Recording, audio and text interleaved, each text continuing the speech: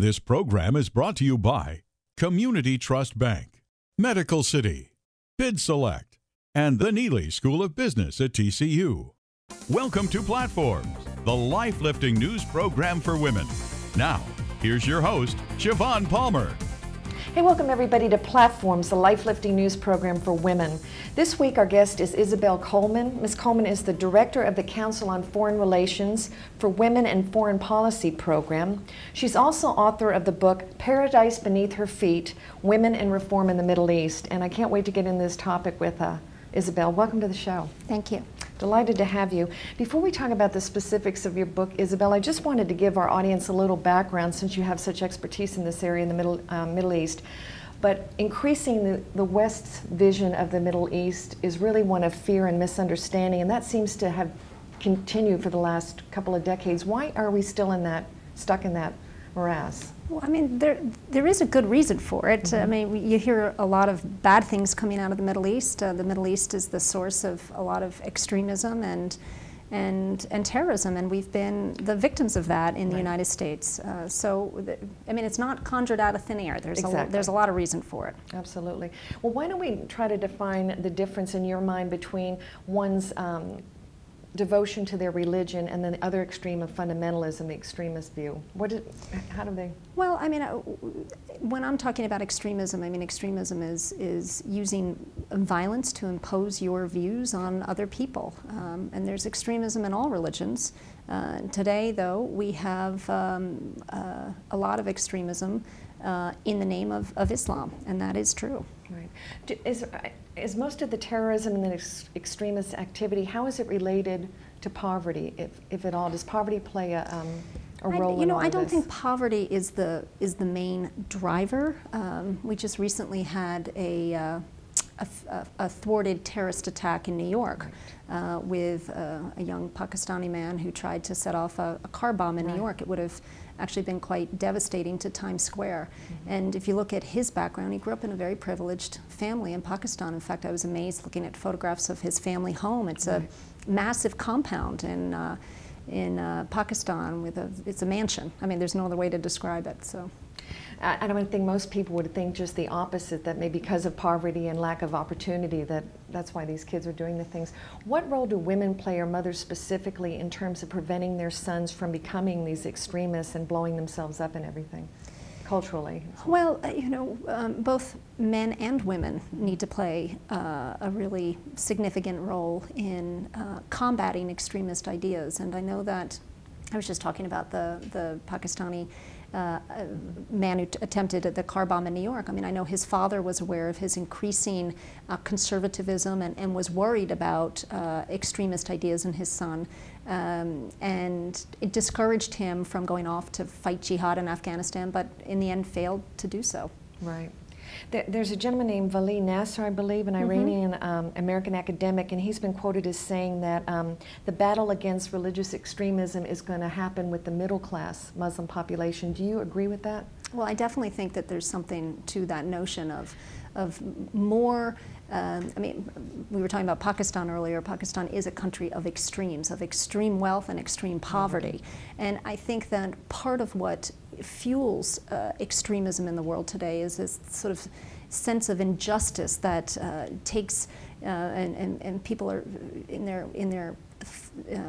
their misguided, convoluted minds, seeking justice through terrorist means. I mean, it's a sick approach, but the rise of a middle class, I think, which is engaged in the modern world, engaged in the global economy, I think will provide more opportunities for young people, both from privileged backgrounds and from less privileged backgrounds, to feel like they have a place in the world today.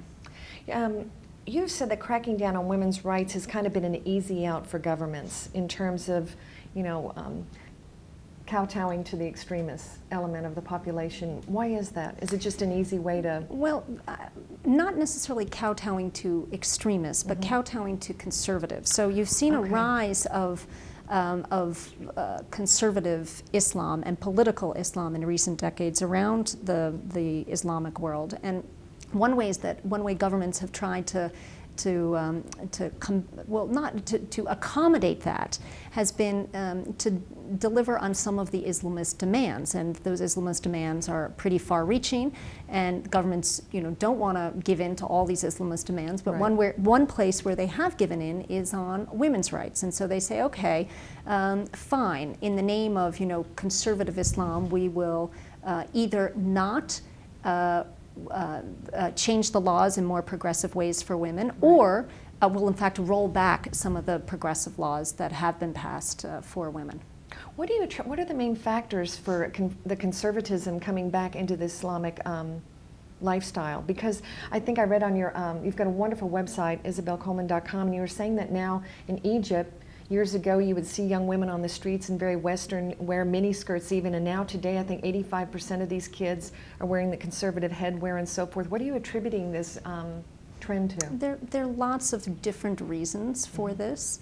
In a country like Egypt, which has a nominally secular government and imposes its authoritarian, sort of more secular ways on society, the wearing of the headscarf is a political statement. It's a sort of a thumbing of the nose by men and women at the government.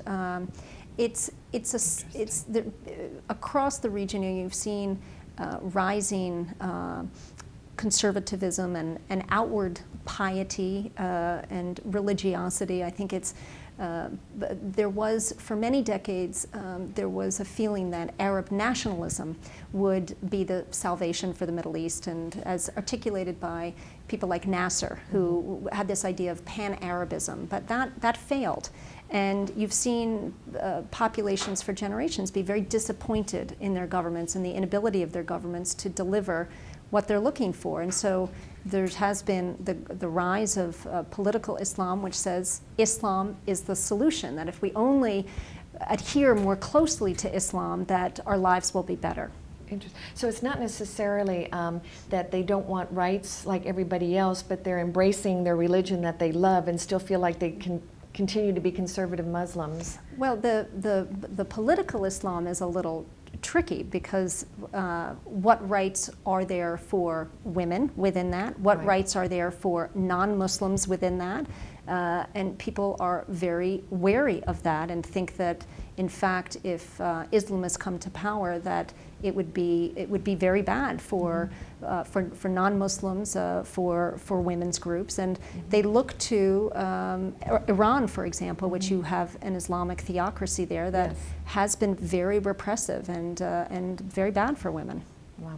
Isobel, we're going to go to break here. We've got about 30 seconds, but when we come back, I would love to discuss how we can kind of break down the various elements of Islam. Many of them are very supportive. I think Westerners don't feel like Islamic women have rights, but based on the Quran and Islam in general, it's been very supportive of women and empowering women. Well, there's certainly a whole group of people who read it that way and are really pushing that interpretation and moving in that direction. They say, okay, the reality is we live in very conservative religious society, and we somehow have to accommodate women's rights with Islam, and that's what they're trying to do. Within those parameters.